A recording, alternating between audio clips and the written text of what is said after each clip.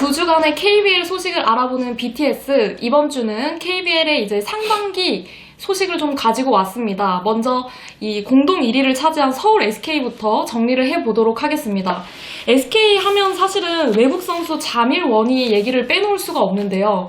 자밀 원희 선수가 상당히 리그에 빠른 속도로 적응을 하고 있는 것 같습니다. 네, 사실 그 이제 시즌 전에 있었던 뭐 터리픽 12라든지 네. 이런 대회들을 통해서 기대감이 되게 높아져 있었어요.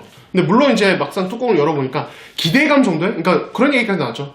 최고의 외국 선수다. 이건 압도적인 최고의 외국 선수다라는 얘기까지 있었는데 사실 그 정도까지의 존재감은 아니었어요. 왜냐면 다른 외국 선수들도 되게 좋은 선수가 많았고 근데 어쨌든 원희가 굉장히 잘한 것만은 분명한 것 같습니다. 예. 사실 기록을 보면은 33게임에서 28분 20초를 평균 뛰면서 20.5점이거든요. 사실 28분을 뛰면서 20.5점 상당히 생산력도 높다고 볼 수 있고요. 9.9 리바운드에 3 어시스트 사실 거의 매 경기 더블을 평균적으로 한다 이렇게 볼 수 있을 것 같습니다. 예. 네, 최준용 선수 역시 이제 그 SK의 중심으로 또 자리를 잡았는데요. 사실 최준용 선수가 이 KBL에서 평균 출전 시간이 가장 많은 시간 뛰는 선수입니다. 예. 그러니까 평균 33게임에서 평균 35분을 뛰는데 이 최준용 선수 같은 경우에는 문경 감독님 말 공수에서 그러니까 수비에서 워낙 존재감이 큰 선수라서 빼줄 수가 없다 이런 얘기를 하더라고요. 이 출전 시간을 관련해가지고 선수한테 좀 물어봤어요. 최준용 네. 선수가 사실 그동안 이런 출전 시간이나 경기 수가 그렇게 많은 선수는 아니었거든요. 물어봐서 힘들진 않냐고 이렇게 인터뷰에서 물어보니까 자기는 거기에 한이 맺혀 있었대요. 뛰는 거에. 네, 너무 뛰고 싶었대요. 그동안 장부상이 최준용 선수가 너무 많았어가지고 그쵸? 자기는 진짜 몸만 건강하면은 그냥 40분씩 전경기 다 뛰고 싶은 게 꿈이었는데 올 시즌 그거를 거의 하고 있어가지고 너무 행복하다고 하더라고요. 사실 최준용 선수 하면은 이제 그간 수비 열심히 해주고 리바운드 잡아주고 이런 느낌이었다면 이제는 확실히 그 SK의 공격 옵션으로 자리를 잡은 것 같거든요. 예, 그러니까 SK가 추구하는 농구가 결국에는 빠른 농구잖아요. 네. 빠르고 공격적인 어떤 트레이션 게임을 이야기하는 문경 감독이 그냥 공격 방식을 크게 세 가지라고 말을 해요. 속공, 2차 속공, 혹은 세트 오펜스. 근데 우리 팀은 1번과 2번을 잘해야 되는 팀이다 라는 얘기를 되게 많이 하거든요. 예, 근데 그 1번과 2번에 사실은 최준용의 역할이 되게 큽니다. 그러니까 최준용이 이제 가지고 있는 장점이 뭐냐면 리바운드 후에 직접 볼을 몰고 나갈 수 있는 선수라는 점, 이것이 전체적인 팀 공격 템포 자체를 끌어올려주는 역할을 하고 그런 상황에서 이제 사실 최준용이 뭐 코트 중앙을 가려지면서 트랜지션 게임을 주도하는 타입은 아닌데 그런 상황에서 같이 달려주는 선수들이 좀 이제 살아나주면서 이제 SK 그 특유의 공격적인 농구 색깔, 빠른 농구 색깔이 잘 나오는 거죠. 그리고 세트 오펜스에서는 사실은 뭐 엄청난 볼 핸들링이나 뭐 포스트업을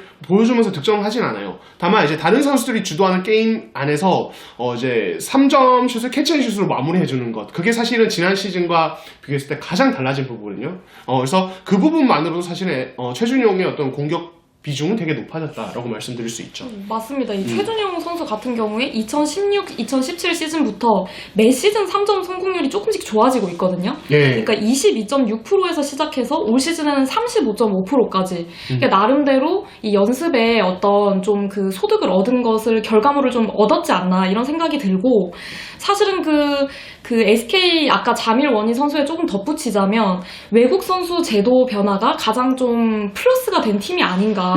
이제 종전에는 외국 선수가 2명이 뛰는 쿼터가 생기면서 외국 선수 조합 구성을 좀 잘한 팀들이 사실 좀 호성적을 거뒀는데 이제는 외국 선수가 1명씩 뛰면서 국내 선수의 영향력이 상당히 커졌거든요. 그래서 이제 국내 선수가 이 호화 라인업을 갖춘 이 선수층 뎁스가 두꺼운 SK가 좋은 성적을 거두고 있는 것 같습니다. 예, 시즌 전에 딱 문경 감독이 말씀하신 부분이 이제 지금 김영현 기자께서 얘기하신 딱 그 부분이에요.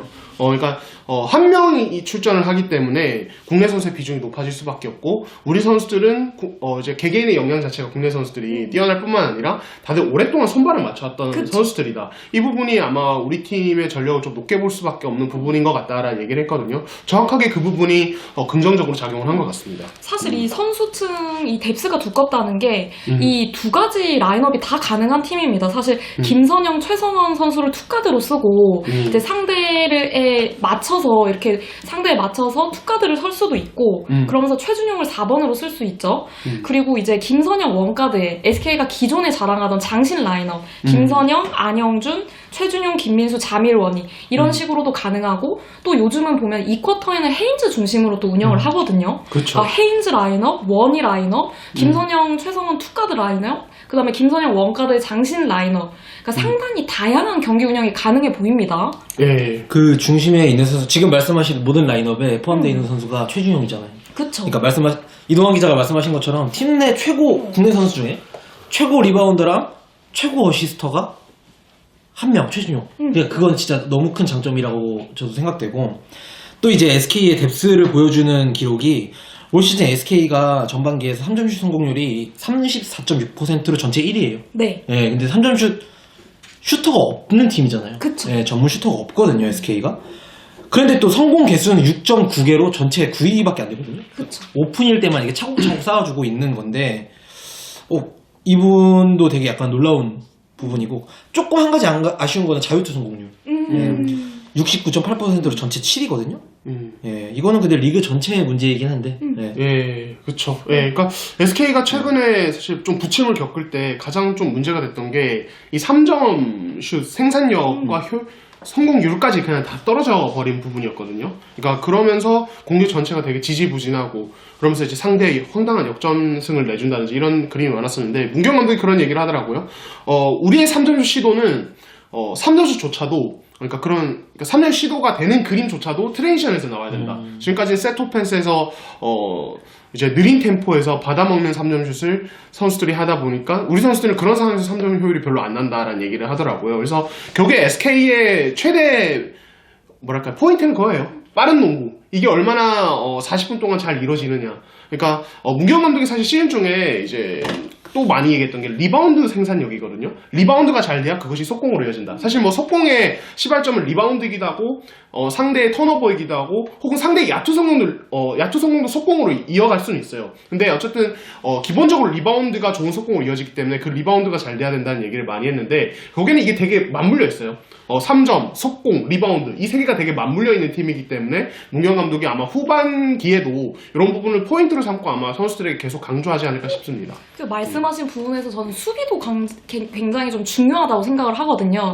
이 얼리 오펜스가 성공을 하기 위해선 결국에 수비고 또 최근에 제가 그 SK의 3점슛 성공률에 대해서 좀 질문을 했었는데 선수들이 생각하기에는 결국에는 수비가 돼야 슛 성공률도 높아지는 것 같다 이런 말을 했습니다. 그래서 후반기에는 결국에는 또 이 굉장히 포인트인 얼리 오펜스가 되기 위해선 수비도 중요한데 SK가 뭐 매 경기 집중을 해서 수비 집중력을 가지고 갈 수 있을지도 좀 주목해서 보시면 재밌을 것 같습니다. 일단은 SK 같은 경우는 21승 12패로 올스타 휴식기 이전에 공동 1위로 마무리했는데 과연 후반기에도 이 좋은 상승세를 이어가서 정규리그 우승을 차지할 수 있을지 궁금해집니다.